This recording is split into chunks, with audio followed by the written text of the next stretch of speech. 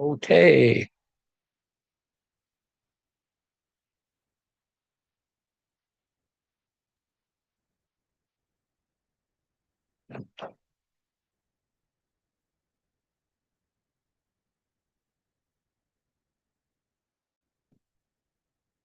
Testing one, two, three.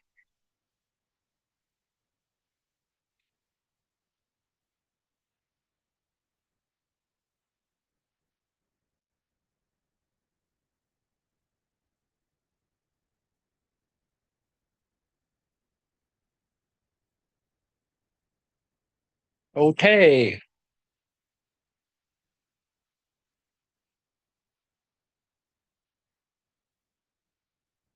Let's see now. Doing it. Testing one, two, three.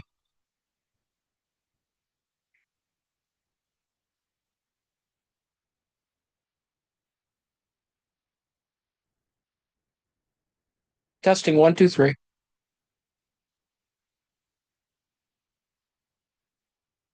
Testing one, two, three. All right. There we go.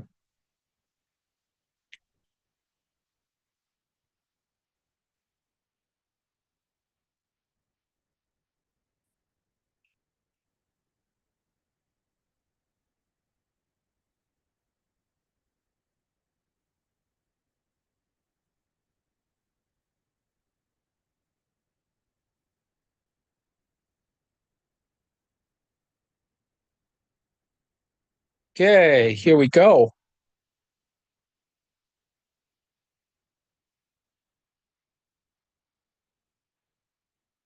This is my looking at the stuff before we have the office hour. Hopefully, someone will ask questions. Welcome to the preparation for Wednesday office hours on the 10th of December. Time flies when we're having so much fun. I included a link to last week's office hours, just as I will with the next set as well. So we're up to chapter 4 in Mizuoka's Fujio Mizuoka's book on subsumption of space. And chapter 4 is relative space. These are the divisions under which it's presented: properties of relative space and its dialectics, and annihilation of space, the real subsumption of space by eliminating space itself, agglomeration. So the real subsumption of space by eliminating space itself. And so agglomeration helps to describe that degree of abstraction. Probably as good a definition of agglomeration as one can hear. Anyway, 4.4 is spatial integration and network, and then 4.5 is a conclusion. So I introduced this with a chart.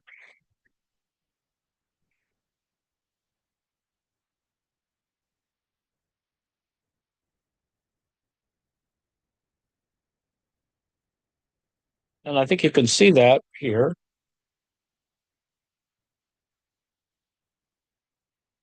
Therefore, in the neoliberal era, the network comes to take the hub and spoke configuration to provide maximum efficiency from the capitalist perspective. There is a, sort of model of centrality, right?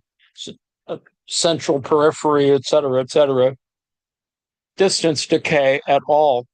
So as in the last chapter, we started talking about pristine relative space, distance and position, function, the function of isolation is social isolation, I suppose. Positive functions are identifying where economic and social subjects interact and isolating goods and subjects from each other. As it is, there is a means of separation, maintaining independence between entities and goods and differentiating social groups, and means of identification of the spatial position of the market and social processes. And their location, of course. Note that there's a little arrow here about spatial agglomeration. This is where the abstraction goes on, right? Where I was just talking about negative functions. Distance unintentionally separates the members of a social group. Denial of the market and the group itself due to difficulties in integrating the market and the group. So there is this displacement we could talk about, a spatial displacement. And why is there a need to annihilate space? Well, space is being annihilated because of certain things. Infrastructure does that. Communication does that. Marx talks about this in terms of the seasons and telegraphs and railroads and stuff. And so building transport and communication networks is part of it. Spatial integration, establishing action space. Recall that we looked at kind of functional space and action space in prior chapters, and securing the integrity of the economy and social group. Note, of course, as we've described this before, there's an unevenness due to differences in distance from agglomeration points and transportation routes. So hub and spoke, but this is all highly disintegrated or whatever. On the one hand, you can model it in terms of information systems, but it's the interactions among layers that's actually the more important thing that helps define the difference between the pure abstraction of a formal subsumption as opposed to real subsumption. And I would observe that the difference between the two has something to do with dimensions or dimensionality, and that's for another talk, I suppose. A flowchart exhibits the processes of subsumption of relative space. It starts with, as we just noted, pristine relative space, which has a function of isolation. This space is then separated into positive and negative functions. The positive functions are identified as identifying where economic and social subjects interact and isolating goods and subjects from each other. So there's a kind of mapping function, as it were. We might even speculate about, morphisms of one kind, isomorphism, orthogonality, etc. The negative functions are identified as distance unintentionally, as distance. We identify negative functions as distance unintentionally separates the members of a social group. Now, this is just distance. This is not, psychic in that sense. It's just simply location or more locational. This leads to denial of the market. Now, this is an assumption that, this is pre-electronic, right? This is sort of, or at one level of development, that's kind of what we're working on. And you can see how much more complicated that would be if you had a country that didn't have infrastructure, like, a lot of phone lines that, had barely enough utility infrastructure, one power infrastructure, et cetera. And then, and you could imagine, rather than building a, telephone network, a voice wireline network, you just gave a whole bunch of people cell phones, which is what happens in Africa. And so there's a kind of difference between that. And not that that's exclusive or unique. It certainly happens in general, whether developed or undeveloped. But I would assert that certain locations on the planet are probably a little bit more well designed for cell phones, but you don't define them by the cell phones. I mean, that's a locational problem as well. What you're really thinking about in terms of location is cell towers, right? Or not so much the towers themselves, but the antennas. Not quite the same thing. And as we can see, this becomes more disintegrated when you can have antenna arrays, pretty much anywhere you want. Now, this leads to denial of the market and the group itself due to difficulties in integrating the market and the group. In fact, that's kind of where we are right now. It's a kind of disintegrated element where, on the one hand, we could order all our food online or electronically, On the other hand, is that really what you want to do? I mean, with all due respect, the difference between the shopping experience and just doing the shopping. So anyway, all right, onward. The process of the real subsumption of relative space thus creates a more uneven produced space. We talked about spatial production, right? And spatial discrimination. So you get social division and you have space being produced, and you need to sort of account for all of that, not to reify it in any particular way, because in fact, that's a problematic as well, right? Not everybody is in the same location for lengths of time, as it were.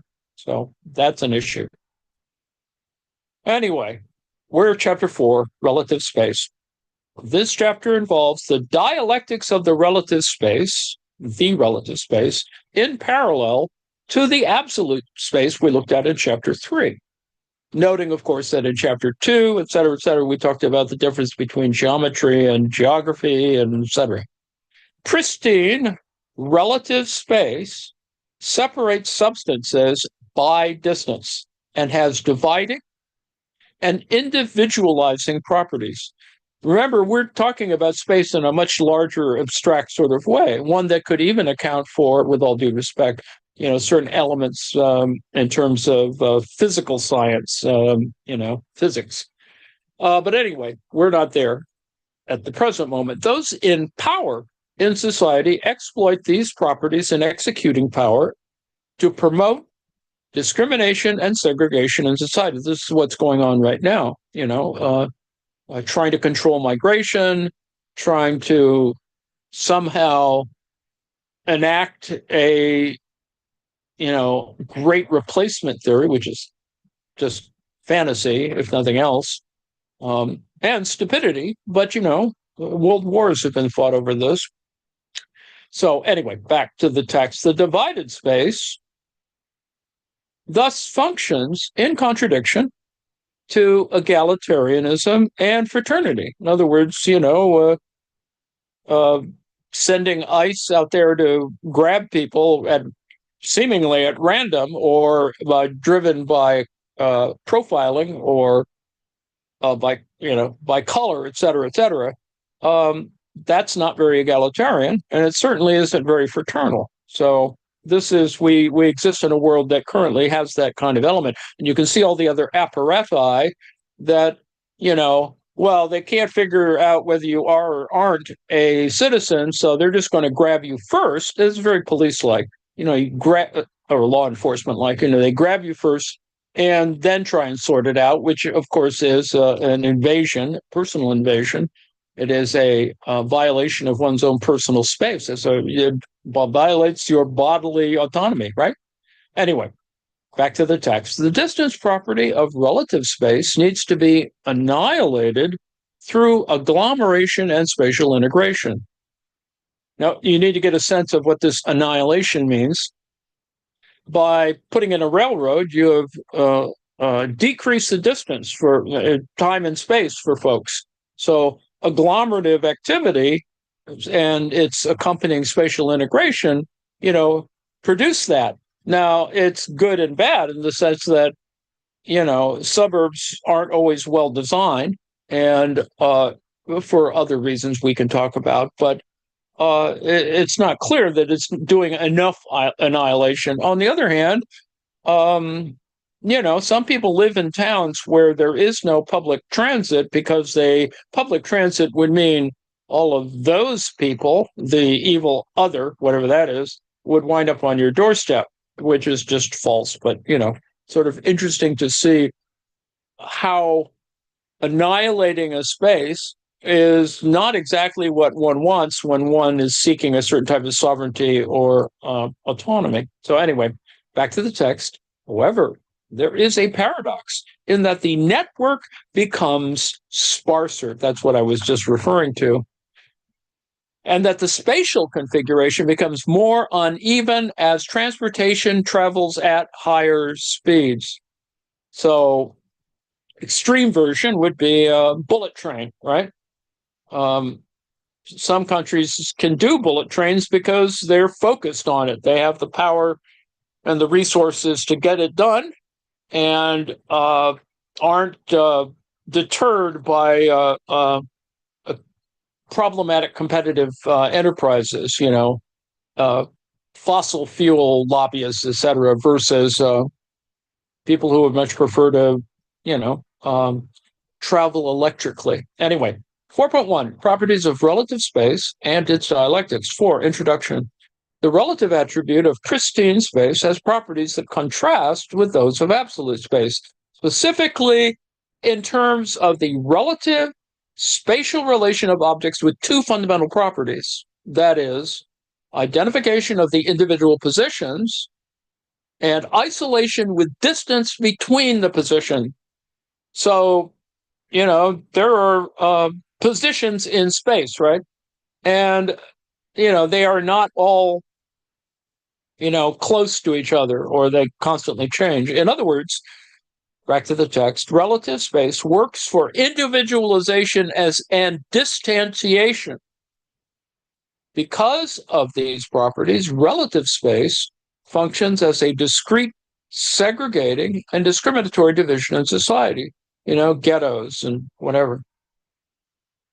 Society and the economy are substantiated and work properly only when every member is interconnected through communication and transactions. Once formally subsumed, relative space also functions both positively and negatively for society and the economy.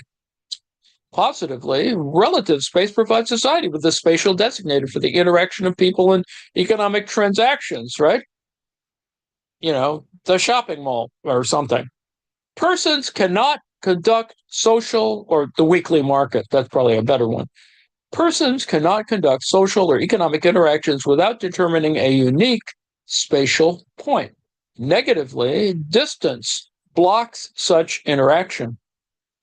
The distance decay effect limits the spatial expanse of social and economic activities, making interaction difficult. Hindered by distance, agencies are fragmented and isolated from one another, and society or the economy is pushed to the verge of collapse, which, there are different political reasons, but, some people either want that to happen or want to happen in a correct way. Anyway, relative space is therefore more amenable to such concepts as differentiation, isolation, and sometimes discrimination in society. And I've given you hopefully enough examples so far.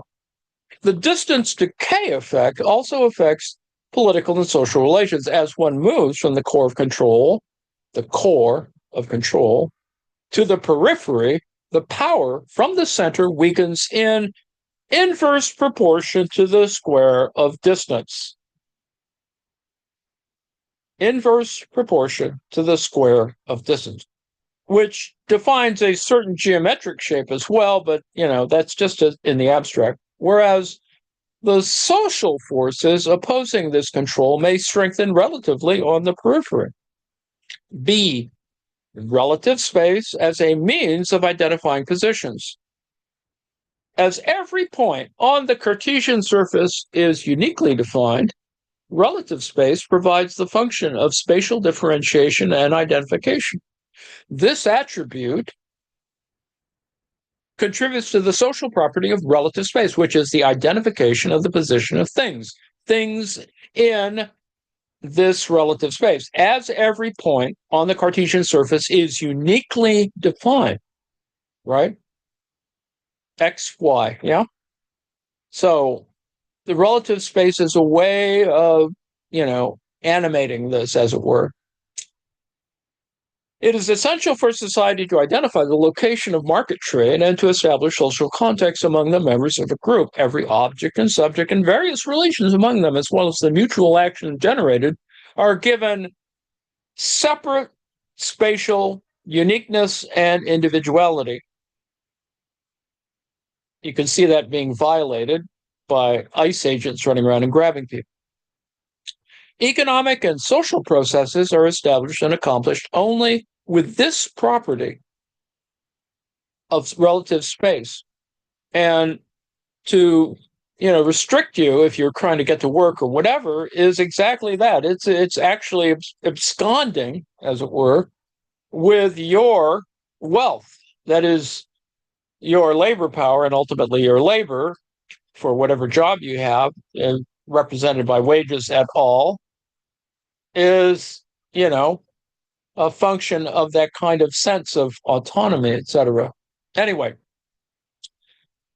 for example, the market economy forms a global abstract space mediated by money, which is universal and impersonal. Note that it is universal and impersonal, but it also has a certain degree of variegation in it, for other reasons. It's being universal doesn't mean that it's total, nor is that it's uniform. It's perhaps none of those things. Yet, individual transactions are carried out by independent economic agencies, with every transaction being always unique. Trade in goods, and that's an interesting point about how every transaction being always unique. And with all due respect to kind of the construction of these ideas, you could see that can be configured in digital space for a variety of reasons, and given certain types of security guarantees or not. Trade in goods takes place at discrete locations agreed by both parties. Therefore, in the global market space, a distinct location must be identified. Both parties, the sellers and buyers, must agree in advance exactly where and when to trade the goods. This is market culture, right? It moves. It moves with the season. It moves, etc. The market moves in that sense. The daily purchase behavior, and when I was talking about market culture, I was referring to feudalism, the emergence of how feudal networks are created, etc. And the example in the Anglo-American context is, of course, the the pre-industrial revolution, the Middle Ages, or whatever, operate in that same way. You have pilgrimage routes that are market routes that have spatial and temporal things that are built into some would call it a habitus or a network of habitae, whatever. Anyway, back to the text. The daily purchase behavior of convenience goods by consumers and the purchase of the means of production by producers occur through a tacit agreement on the position or place at which to trade goods, right? The Wednesday market in the center of town. For social interaction to take place, a specific position and time to act must be agreed. This is a coordination problem, right? Between the parties involved in the activity. For example, they make a promise with their friends saying at 5 p.m. at, X railway station, I'll see you at the south exit. Sometimes the multi-layered system of territories is used to indicate uniqueness. This is an interesting question, and one that does need to be, if you're building a model of virtual capital, this is the territorialization of capital might be part of that. But anyway, back to the text. For example, for XX station, there is an implicit knowledge among the persons concerned about the relative position between the railway line on which the XX station is located and its relative place, to the city center. Usually they're proximal, right? Union stations are generally close to the center of town. Location can also be identified by a nested system of administrative divisions designated with place or street names and house numbers. So, this is the map, the plot, the urban layout. A system of relative space for the individualization of economic and social actions is essential for the representation of abstract metrical space. Right? So you need a system of relative space in order to individualize social and economic actions. Yet, it has been created by the political power. So it has as it were, a legal context. For example, the abstract and geometrical designation of the land of the New World had the clear purpose of conceptually and then actually clearing the land for Indians, the geometric lines of territorial authority become sweeping, space clearing and maintaining devices for territoriality, instituting communities. The passing of the prime meridian through the Greenwich Laboratory, Greenwich Mean Time, the Greenwich Observatory in the outskirts of London, the British capital, symbolizes the former global hegemony of the British Empire. Time is defined, it's imperial time, right? The relationship between economy and society gives economic and social meaning to individual positions and their names. For example, a place name such as Beverly Hills, 90210, came to represent a high-class residential area. Less likely these days, and a street called Champs-Élysées eventually implied that the shops there are of a higher class. Distance. Marx explained the concepts of distance in their most pristine form as follows. A dimension of space, it is a certain length, which may as well express the distance of two other things besides those compared.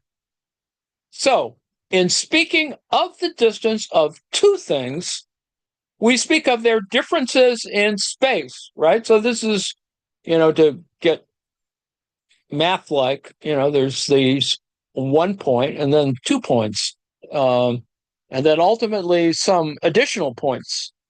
Thus, we suppose both of them to be contained in space to be points of space. Thus, we equalize them as being both instances of space, or existences of space, and only after having them equalize subspecies spati, we distinguish them as different points of space. To belong to space is their unity.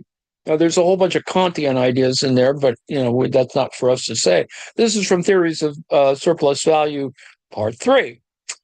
Between two different positions, there exists a distance, an attribute of relative space. Reciprocal acts are to be carried out over distances. So there's, kind of action or activity, practices, whatever. Interaction over the distance connecting these two positions rapidly decreases in line with the gravity model of the law of gravity in physics. In this model, the amount of reciprocity F between the two positions is defined by the equation Fij equals MI mj divided by dq ij dot k. All right, so this formula indicates that the amount of traffic and communication that is between point I and point J is proportional to the product M, which is the masses of the points of origin and destination. For example, the population at each position is inversely proportional to the Q power, usually Q box equals box 2, of distance D between the two positions Q and K are parameters defined by factors such as the technical nature of the means of transport and the intensity of the propensity to travel. So, you can see already there are ways in which you could, sort of define the annihilation, perhaps. As distance increases, the economic and social interaction between point I, and point J rapidly weakens. This is called the distance decay effect. We've described this before. The degree of the distance decay effect varies according to several factors. First, the amount of information distributed per unit production costs increases as the negotiation, transaction, and technical information become more complicated or complex. And even if it is the same distance, it incurs a higher cost. Thus, overcoming the distance determined by the modes of transportation also changes the extent of the distance decay effect. So the point here is that, you have a lot of other things going on, and some of us actually, talk on our phones while we're all riding the train, for example, even though it's rude and et cetera, et cetera. So this is an interesting problem. And it is, of course, why we do, text messaging, et cetera, to avoid that kind of intervention on individual space or some sense of privacy. Anyway, back to the text. The most primitive way of overcoming distance is direct physical interaction, such as personal face-to-face contact or voice communication. This leads to agglomeration, which is discussed in section 3 of this chapter. D, part D, position and distance used to distinguish and to discriminate. All positions in relative space are separated by distance and individualized. Therefore, distance leads to spatial differentiation, as far as I could throw you, as far as I can spit, etc. As mentioned in the previous chapter, Buchanan tells us that goods traded need to be divisible. With distance between the masses, each good is individualized one to another. The distance that individualizes the goods traded is the fundamental spatial condition for the market economy. The fundamental spatial condition for the market economy. In a hierarchical social group, relative space is positively subsumed by those in power to distinguish and discriminate those governed.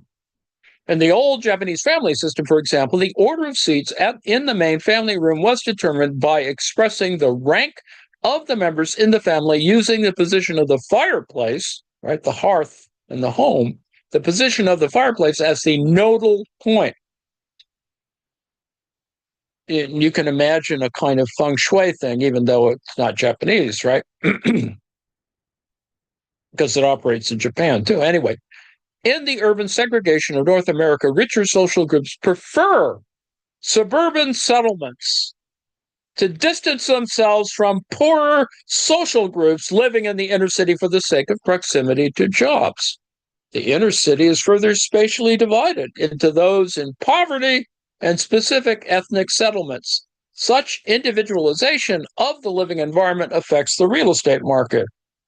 Section E, place. Thus, the positions of relative space have their own contextualized meaning in economic and social connotations. They offer a common understanding among the market members of the spatial position, where the market transaction is to be carried out, and demonstrate a common understanding of the position of the mutual actions of the social group. And lest you think this is unimportant, there's a whole poly kind of construction or cell-like construction that we can talk about, and it still remains, in a variety of literature. But anyway, the position that has thus become socially meaningful in the repeated action is called a place. Now, this is important, the difference between space and place. Places are defined by the occurrences of activity. So, space is this big thing. Place becomes coordinated with certain types of acts or actions or certain kinds of functions. That's another side of it. Place can thus be defined, this is Bob Sachs again, place can be thus defined as a spatial position containing economic or social meaning given through repeated action. So there's without getting too crazy about this, in our coordination, there are iterative elements. All right. It is different from the common use of the word, such as the parking lot is full and there is no place to park my car. The concept of place is similar to the concept of territory, in that the attribute of pristine space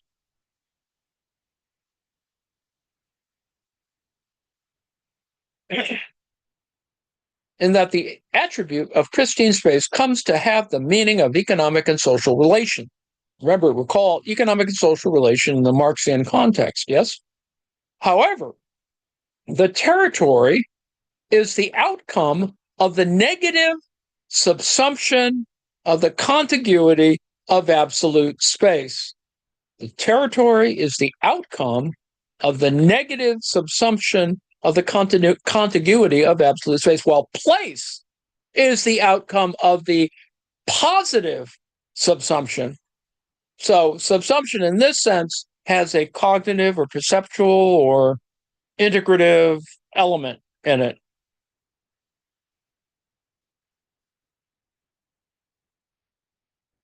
Therefore, place is different from territory in that it does not necessarily assume the concept of spatial expanse. So already here we have a kind of differentiation in terms of place and territory, in terms of spatial expanse or spatial expanse, but we treat territory and place differently.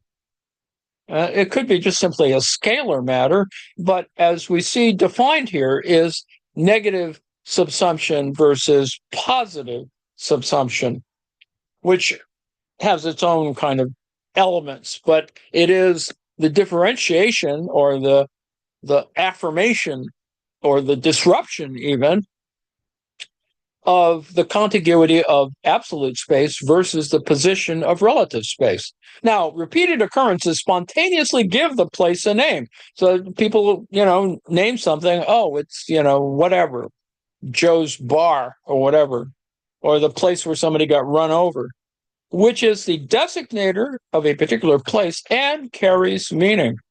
A place name sometimes manifests the history of the place, sometimes not, and in fact is intentional, and is in place in the social value spectrum ranging from prestige, right, as status, to stigma. Oh, that's an awful place. It's where whatever happened, what awful tragedy happens, or whatever. F, the relation between absolute space and relative space, space S.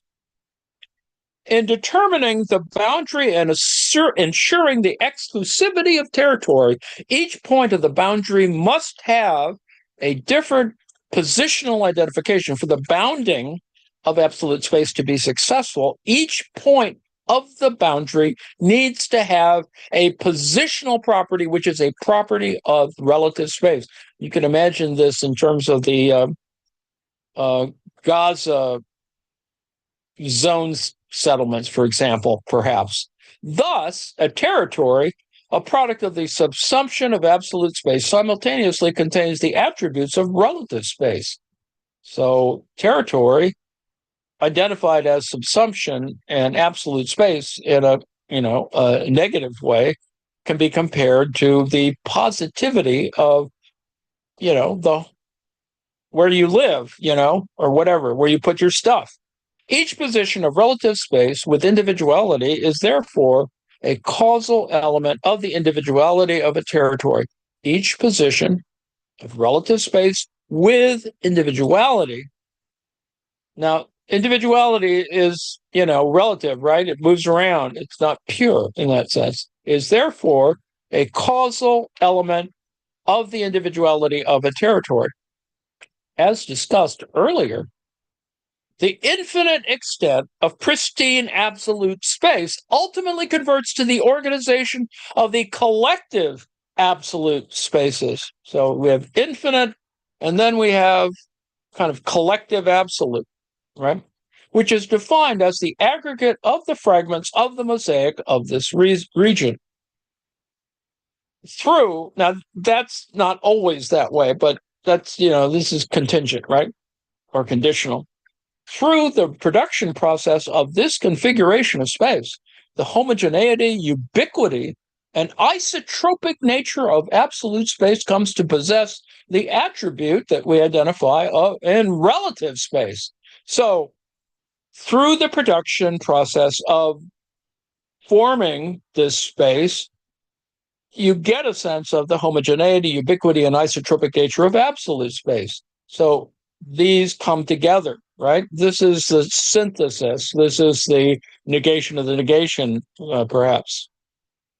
On the other hand, spatial movements across space require certain portions of absolute space as a right-of-way.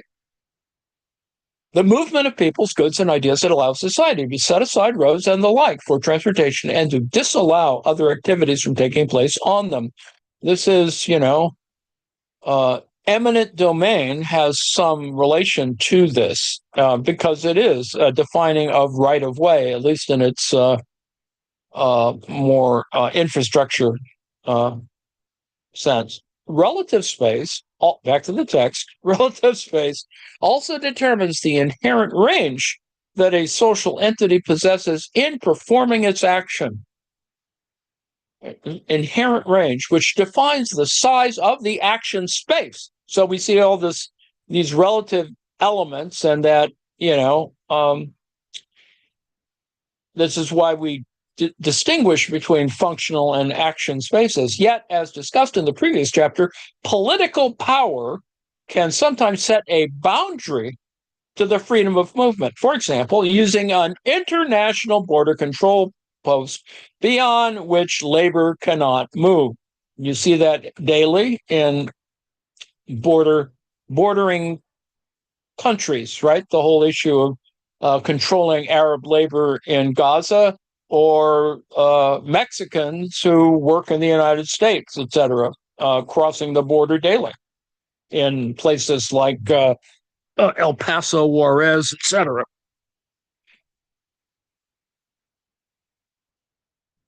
And you can see how complicated that would be when you have people who think that brown people should, quote unquote, stay in their place or go back to where they came from, blah, blah, blah. See, it's just the fallacy of having that degree of, racism is just so amazing. Anyway, 4.2, annihilation of space. By keeping physical distance, social relations can be isolated and divided, leading to their collapse.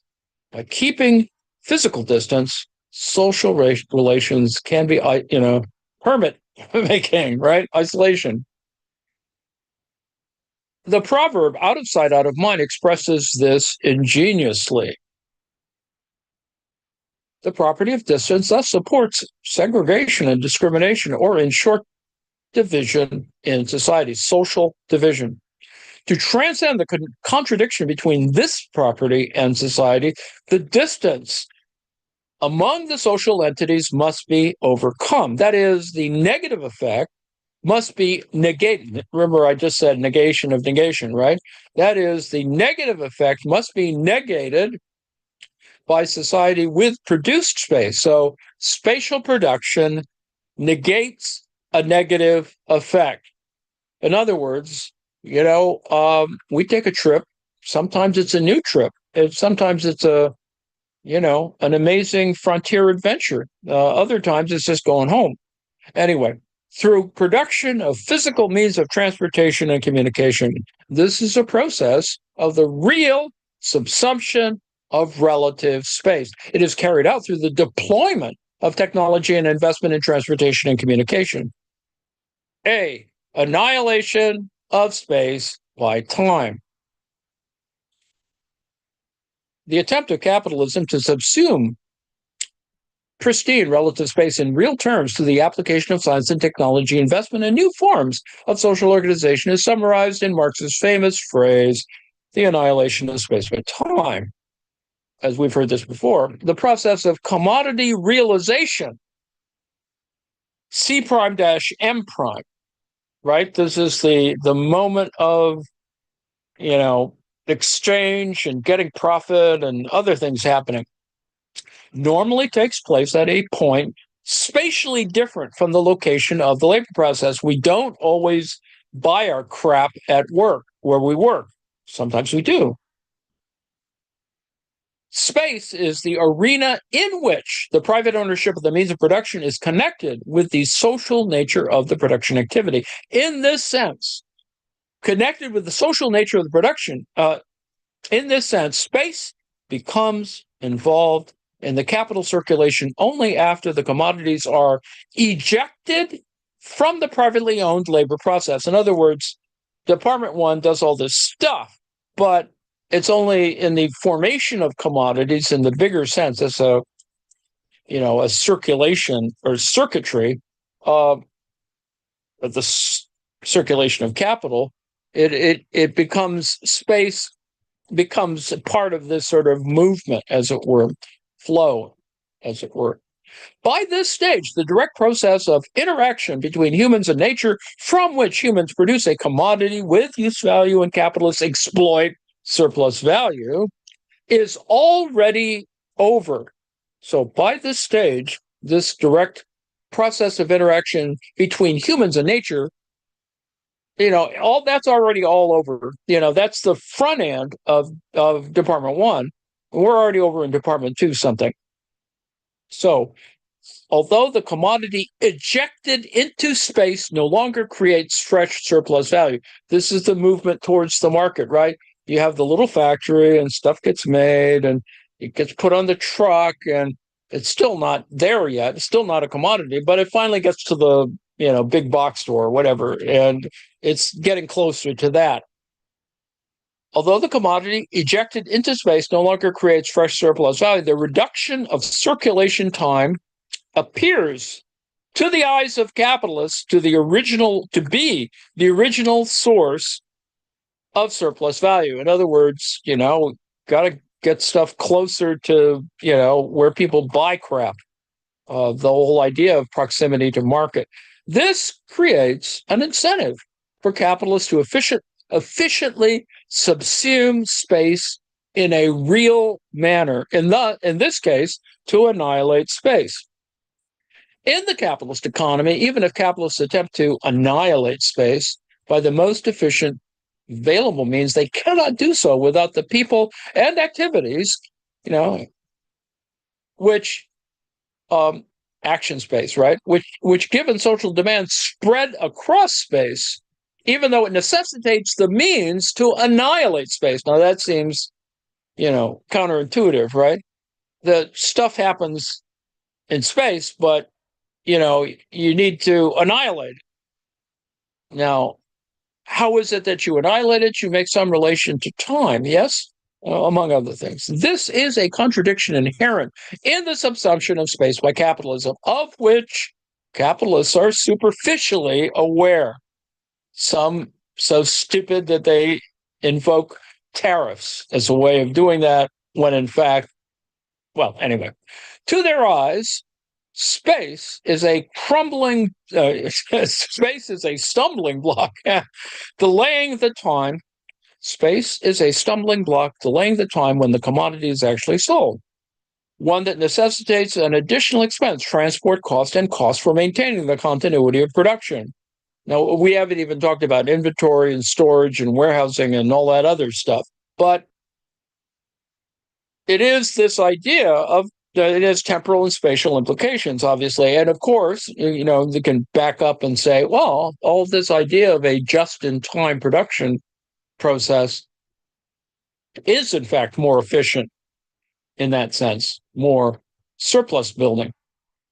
Anyway, the aim of capitalists to engage in competition to subsume space in the real manner. The aim of capitalists to engage in competition to subsume space in the real manner, or to annihilate space. So subsuming space in the real manner is also annihilating space, is therefore to minimize the effect of this stumbling block, thus connecting the labor process with the realization processes in spatial terms as directly as possible. In other words, where are you going to put your factory? Is concentration going to be important? Why is that we put our meat production plants in a certain way? We optimize positions of certain things for a variety of reasons. Marx calls this process annihilation of space by time. He states, this is from the Grundrisse, the more production comes to rest on exchange value, hence on exchange, the more important do the physical conditions of exchange, the means of communication and transport, become.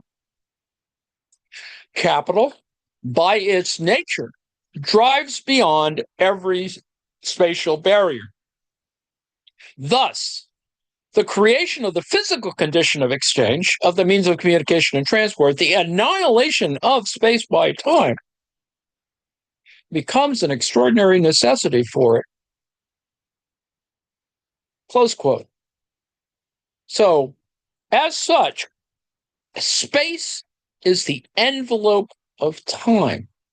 That's an interesting way to put it and worth talking about it in a bunch of other ways. Distance constitutes an important element of the use value of space in the property market, right? You're closer to shops, you're closer to the train station or whatever, closer to the freeway, whatever. The distance from the purchaser's dwelling place to other places, shopping centers, to centers of commerce, work, leisure, culture, or decision. Time therefore determines the use value of space. So we've already moved to a kind of new set of abstractions. And we have to sort of appreciate that because it doesn't seem quite palpable, but it seems really operative.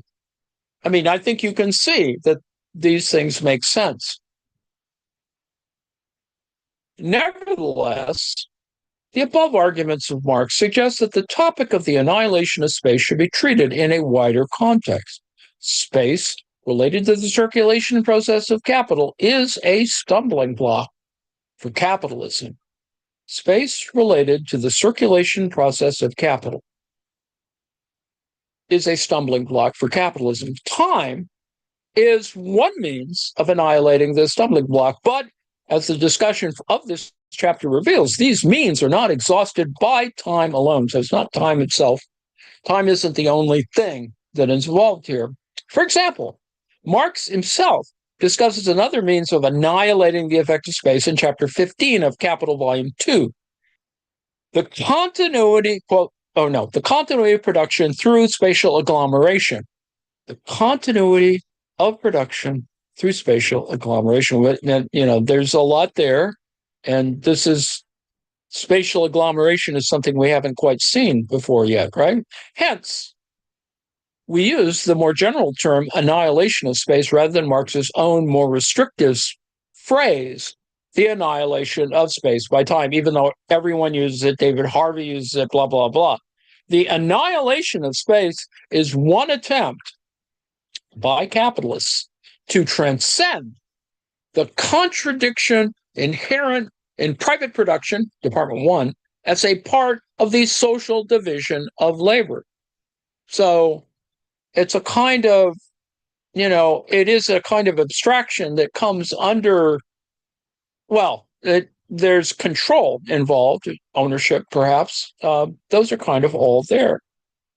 So anyway, although capitalists compete most harshly against one another using every available option, including, as we've seen more recently, extortion, military power, whatever, the privately owned labor process and social demand, Department 1, Department 2, are always separated by pristine space, a physical existence which can never have been annihilated altogether. The annihilation of space does not therefore mean disappearance of the physical space. That is, literal space is not annihilated, but a new, perhaps, if you want to call it new, or expanded or amplified figurative space may have been created, or cognitive space, virtual space. The annihilation of space does not therefore mean disappearance of the physical space. Thus, the annihilation of space is the everlasting, yet never accomplishable imperative of capitalism. So it's a kind of horizon for capitalists, right? I mean, I want all my money here. I want it all now. I don't want to be in debt. I want to have tons of credit. I want it expands my space. I get to buy the island, whatever. Imagining that their private production is instantaneously realized as part of the social divisions of labor. B, subsection B, annihilation of space and acceleration of capital turnover. Turnover is part of this description of the circuitry, right? The circuit between Department 1 and 2. It's part of the thing that creates motion or whatever. So it is, on the one hand, annihilating. On the other hand, it is also agglomerating. So, you have to sort of get with the idea that it is constantly moving without, getting too bogged down in certain types of definitions, et cetera. Anyway, under a given technology, transportation vehicles travel at a certain speed with a certain capacity across space. The potential limit of annihilating absolute space is therefore subject to the time required to connect two different points separated by a certain distance and the volume of commodities or number of people that can be transported at one time. This is the image or the utopia offered by the self-driving car, right? The question of whether the self-driving car is owned publicly or privately, et cetera, or is a commodity, et cetera. Thus, the attempt to annihilate space is manifested in the transport and communication technologies of a different period. For this reason, society tries hard to stretch this limit in space subsumption by improving transportation and communication. And so you can see it. We've reached a kind of, perhaps chaotic point, a very active point, with the attempts to monetize, self-driving cars in a city. The capitalists, with more efficient means of annihilating space, end up with more surplus value. More efficient means of annihilating space. They can earn extra surplus value if their efficiency is above the average. The competition for ever more efficient ways to subsume and annihilate space originates from this intercapitalist rivalry for a larger amount of extra surplus value. The picture of this competition, we now get back to this idea of the underlying classical notion of competition, right? It is. People think that, for example, capitalism is all about competition and that socialism is not as competitive. That is farther from the truth. Competition might still be the same, in fact, and that's an interesting question for another day. The competition for ever more efficient ways to subsume and annihilate space originates from this intercapitalist rivalry for a larger amount of extra surplus value. The picture of this competition is similar to that for more innovative technology. If the options available for capitalists to annihilate space are finite, however, the competition for more efficient means to subsume space ends up with an equilibrated spatial configuration of capitalism. So in this sense, we're comparing a kind of abstract and concrete notion of how space occurs. So in a capitalist economy, quote, we're not to Marx yet. In a capitalist economy, the higher the velocity of the turnover of capital, the more frequently the same labor process can be repeated. Hence, the more surplus value can be exploited. Now, this implication about velocities of things is important because as an analogy or as something that can be reduced to physical science, we need to get a sense of what that means, because velocity is not identical. Well, I would assert that velocity is not identical to speed. And then we want to think about acceleration and other physical science stuff. And I think it's important to get all those squared away because we are dealing with, the same things that, we'd have to worry about with black holes and whatever. Anyway, quote, Marx states, quote, the more rapid the circulation, the shorter the circulation time.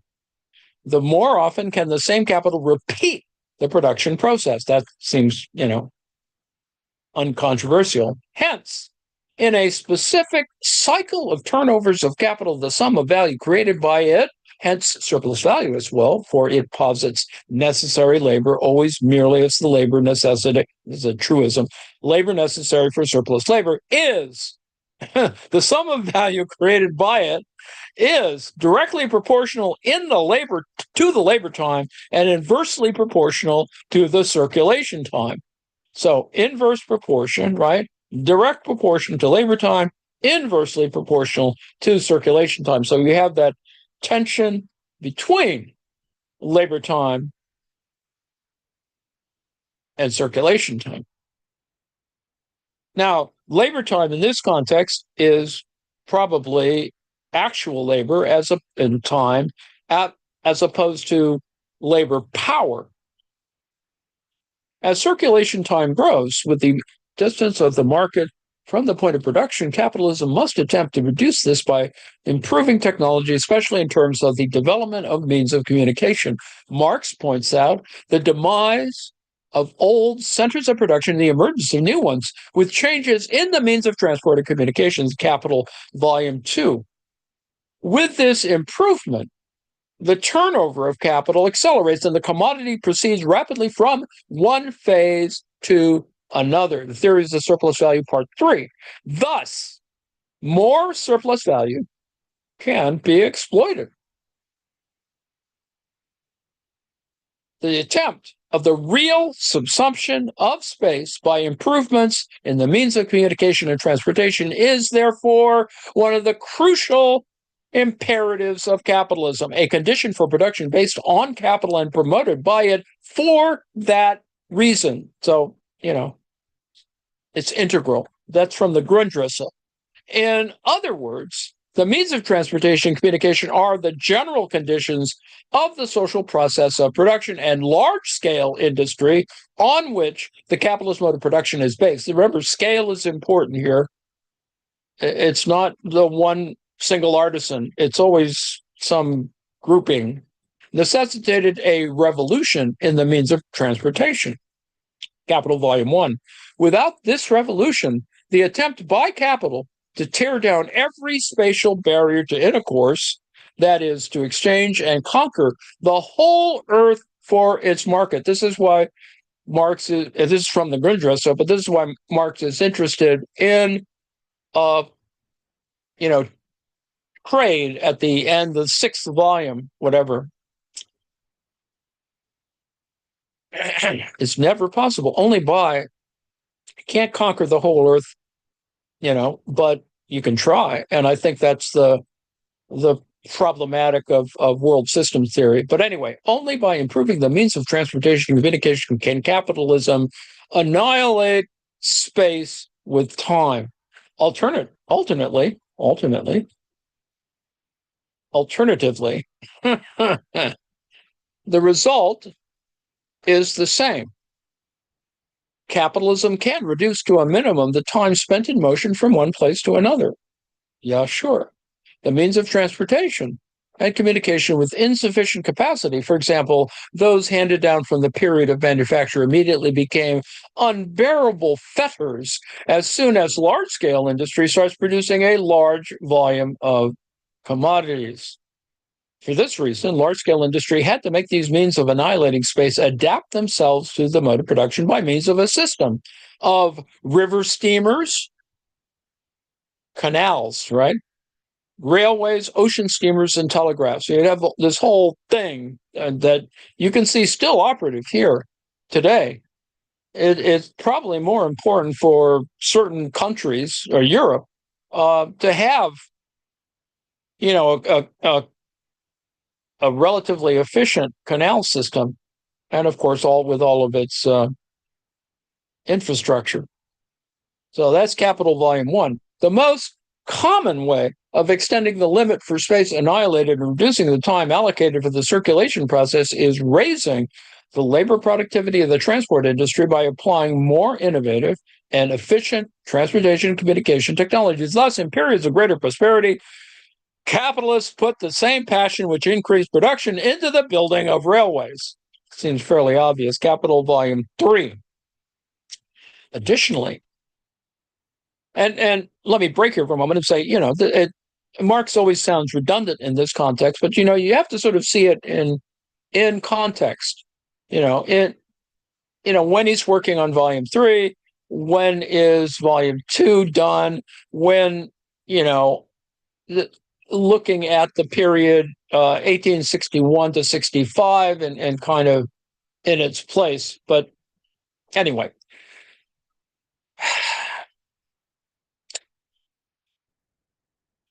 Additionally, back to the text, An increased frequency of service of the means of transportation provides another way of reducing the circulation period overall. This type of improvement in the means of transportation does not accelerate the actual speed at which a commodity travels over space. There's no necessary connection, because we've got bigger or stronger or faster trucks or faster railroads that, the commodity travels necessarily faster. There's all these other elements. However, reducing the size of circulation reservoirs at a warehouse and so on helps to accelerate the velocity of the turnover of capital. Now, let me break here for a moment. Circulation reservoirs, that's really important. For example, post-war, just-in-time, Deming, et cetera. That kind of flexible production is really important and was really important, has been important, and continues to be important for the global economy. Of course, there are some idiots who don't know what that means or what it, implies, and, is more concerned about, I don't know, eliminating the name of American football or something. Anyway, successive quantities of goods can now start their journey at a more closely spaced intervals and thus arrive on the market one after another without accumulating in great masses as potential commodity capital until they are actually dispatched.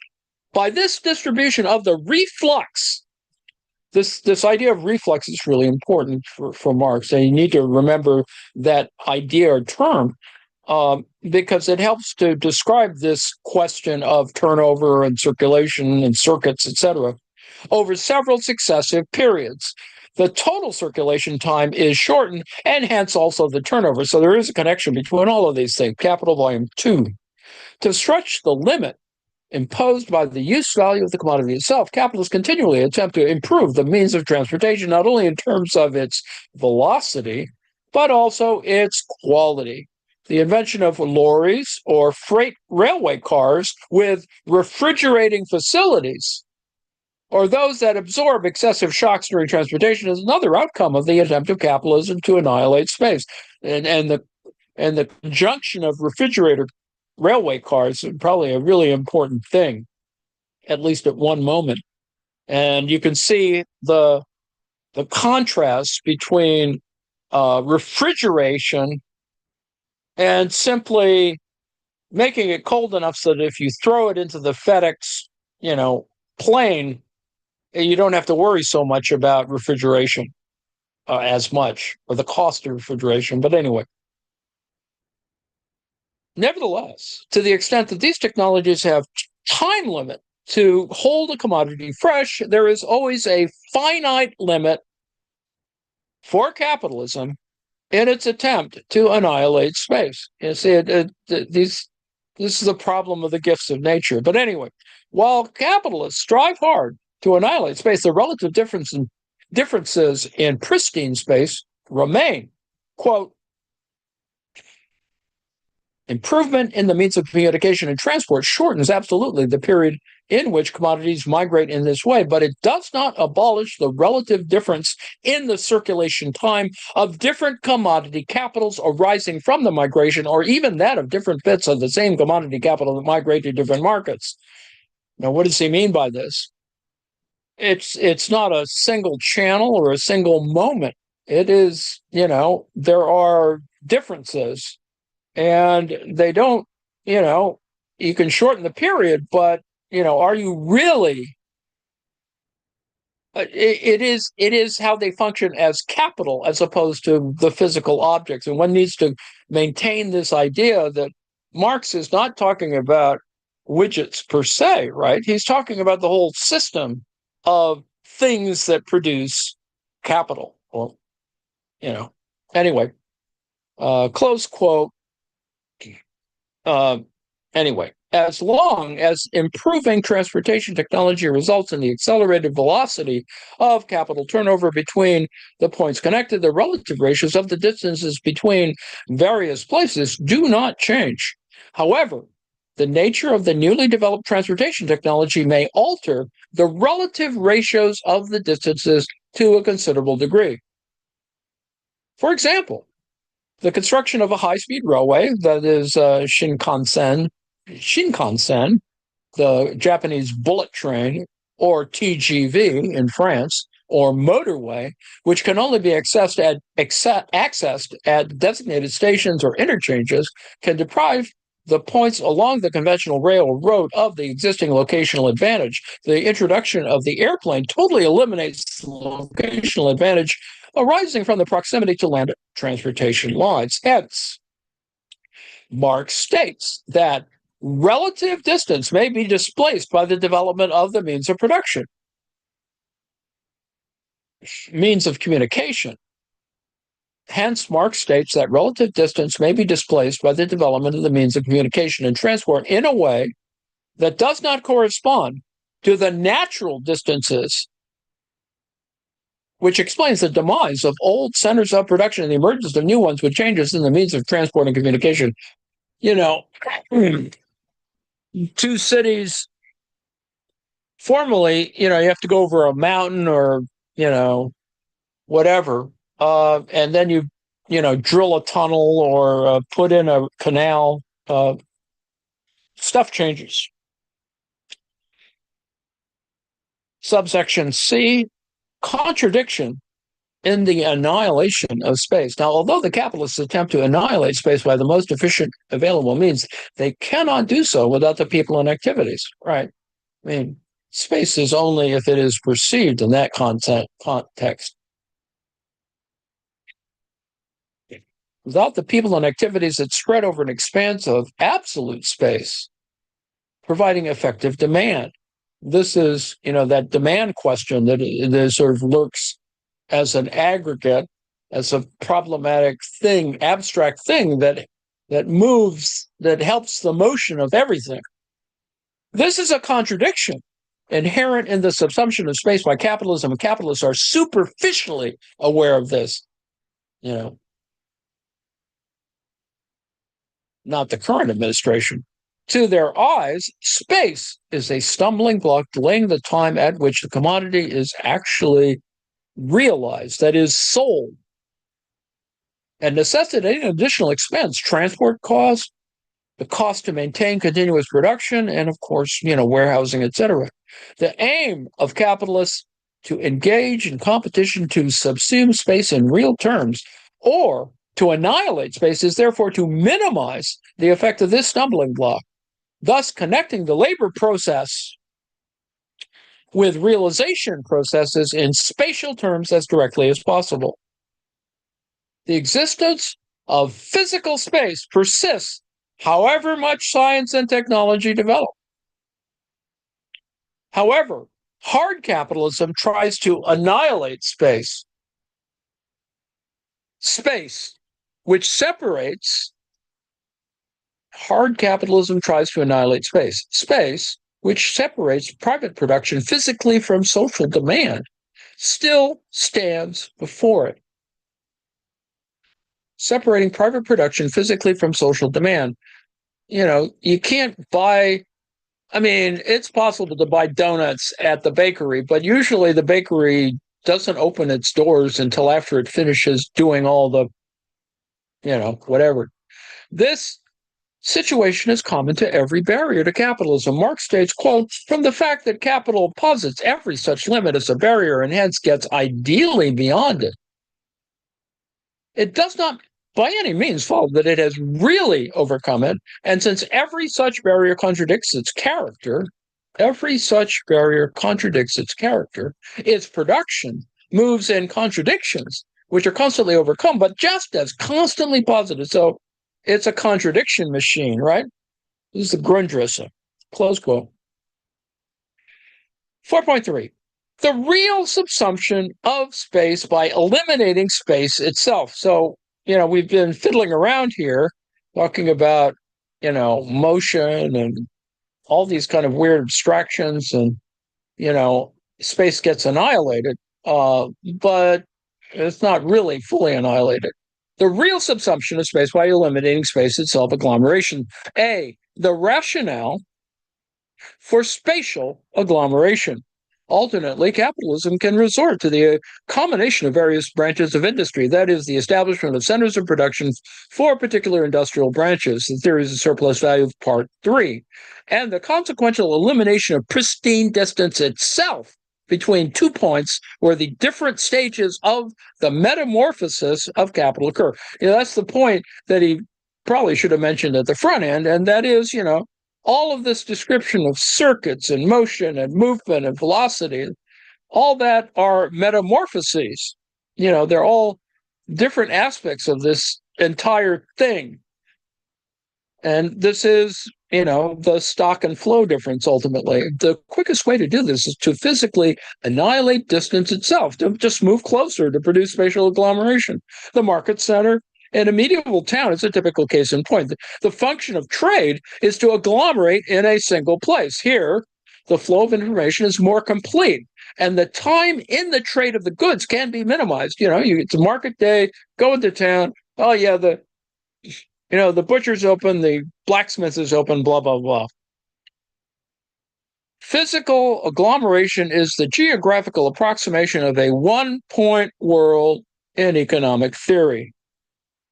The agglomeration of production at one spatial point facilitates the social division of labor. In neoclassicism, this, there's literally no physicality in some ways. But anyway, the division of labor requires the concentration of means of subsistence and means of labor at particular points, or concentration, the gathering together of more at a given point and of relatively more means of labor compared with the numbers of workers brought together there. Close quote, theories of surplus value.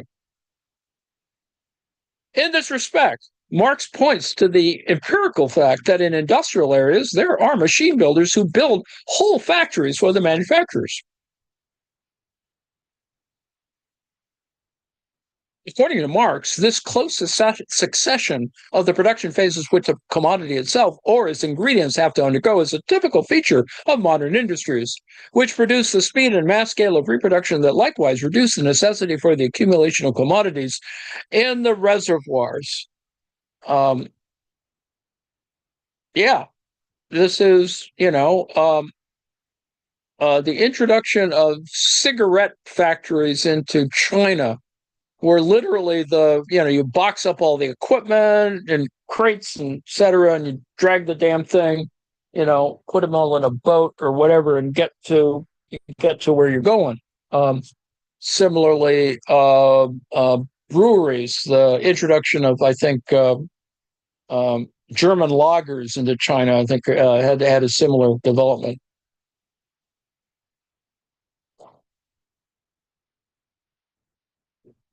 And with all due respect, perhaps the reason why there's no stout or porter in the People's Republic. Anyway. Now, for Marx, therefore, the most important cause of the spatial agglomeration of industries is the reduction of circulation time by annihilating space. The imperative of capitalism, annihilation of space, also works here, but in inverse ways. That is, you reduce circulation time by annihilating space, but you also annihilate time with space. So you have this tension, obviously, and of course you can argue that there is something called space-time or spatiotemporal integration, et cetera. And we've probably talked about it in too sort of reified a way by considering that there are anyway. In other words, the more important underlying factor for the emergence of a spatial agglomeration of industries is that two different labor processes are connected through closer proximity, through closer locations. The commodity C, produced by the labor process carried out by capital A, enters the productive consumption, MP ... of the other labor process carried out by capital A, enters the productive consumption of the other labor process carried out by another capital B without the hindrance of spatial distance. This interrelation, the most basic to the creation of a productive center, can be expressed in terms of the circuit of production capital. And we come back to this idea of the difference between how capital A operates and capital B operates, and these different moments, right? And note where C prime, M prime is, and the little arrow crossing between MP, C prime, this little crossing moment. A diagram exhibits two lines that intersect. The top line is labeled P dot dot dot C prime, blah, blah, blah, close bracket. The bottom line is, you can see this for yourself, et cetera, et cetera, et cetera. Now, agglomeration annihilates distance for the X-shaped portion of the two labor processes P of capitals A and B. So agglomeration annihilates a distance for the X-shaped portion of the two labor processes P of capital A and B, capitals A and B.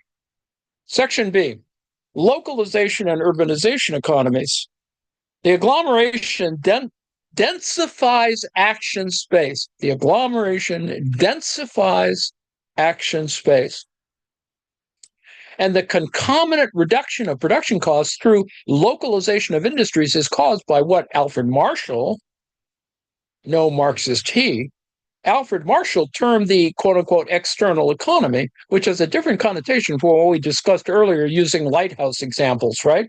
So Alan Scott states, quote, location theory begins with the idea that locators will always seek to mitigate the cost of distance by adopting locations that reduce linkage length as far as possible.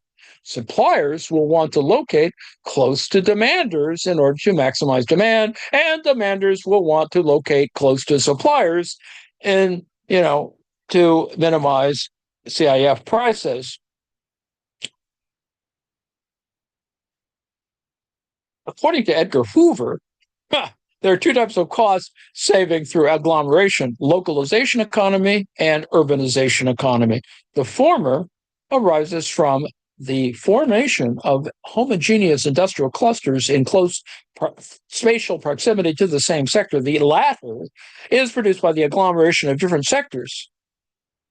Consequently, the efficient production of infrastructure necessary for the production and distribution of goods and the management of production of non-basic goods to meet the demand within the city will be reduced. So recall that this is, we're talking about center activity, right, as opposed to periphery activity.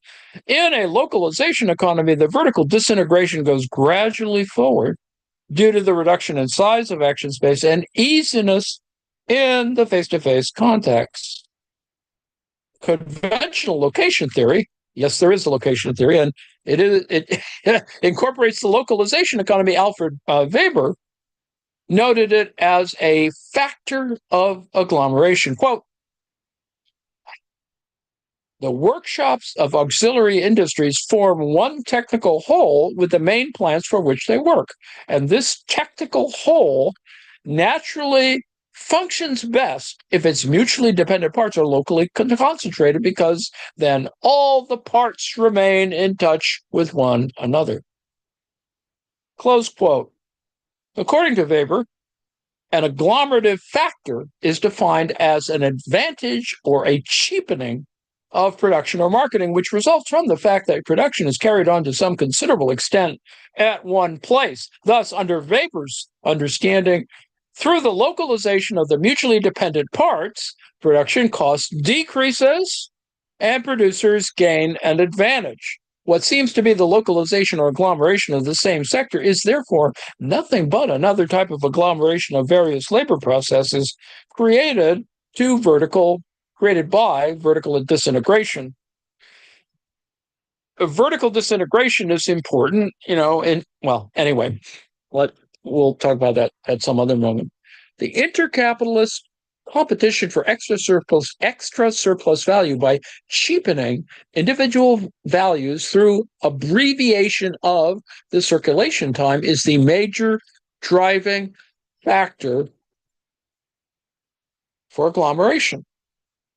The social process of cheapening of production as the determinant of agglomeration is, in fact, similar to the process inducing technological change in capitalism. The abbreviation of the circulation time through agglomeration is sometimes accompanied by the vertical and horizontal disintegration of the labor process, as Scott in 1990 discusses in detail. Because he appreciates neo-Ricardianism. But anyway, a factor for more than one producer of the same sector to agglomerate at the same location is the benefits from the interlinkages between them. So, it's better to make your buggy whips near buggies or whatever. Seen from the scale of national economy, this process creates more heterogeneous mosaic of spatial uniqueness.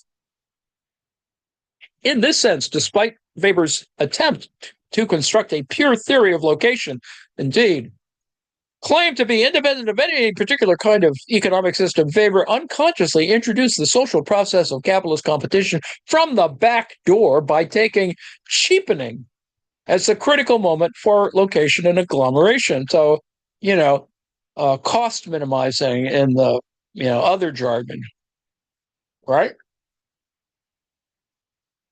The urbanization economy covers spatial agglomeration due to the benefit of remaining in touch in general.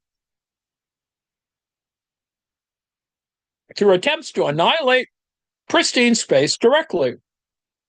The shortening of circulation time leads to a higher turnover of capital and thus more intense use of fixed capital, which then contributes to the cheapening of cost price. This is one of the early moments where he talks about cost price, but this cheapening and cost price and the connection to spatial agglomeration is going to be important. Well, I would assert that it's important because it's a way of defining it without having to,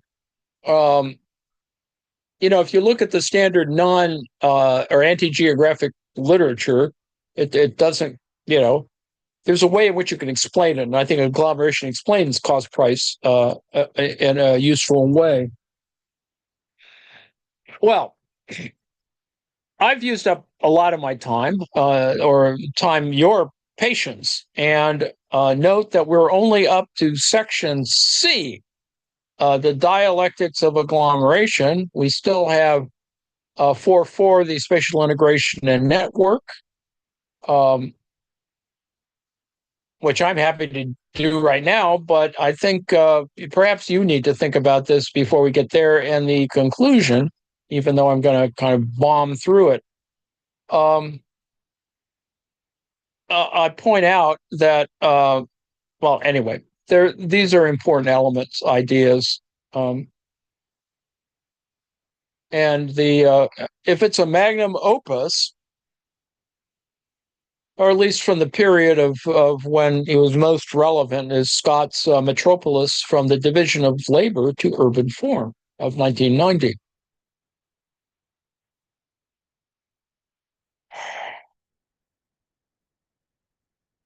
I'll get to these other things which I've tacked on probably in the next little segment, but I hope I've given you, at least in advance of our discussion in office hours on Wednesday, a sense of the text here.